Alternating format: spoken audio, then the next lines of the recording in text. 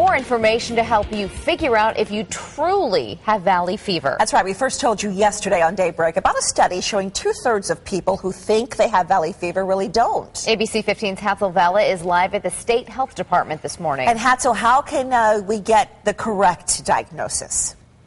Well, let's run down through some of those symptoms: fatigue, cough, chest pain, fever, rashes, headaches, and joint aches. The problem is these are very much like flu-like symptoms. So how do you tell them apart? Clarisse Sang is here with us. She works with the State Health Department. Clarisse, how do you guys tell them apart?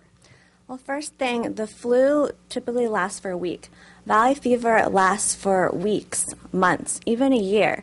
So one thing that we try to tell people is to educate their doctors about valley fever. And if they're having these symptoms for 2 weeks or more, they should definitely be asking their doctor to test them for valley fever. Is it because doctors may not know? And do you have to be proactive about it?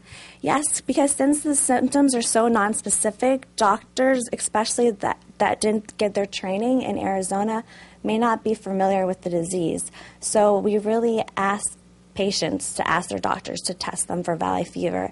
And especially with things like pneumonia, a lot of times doctors might think it's a bacterial infection, but it can be caused by valley fever, the fungus. Clarisse, how do you treat this?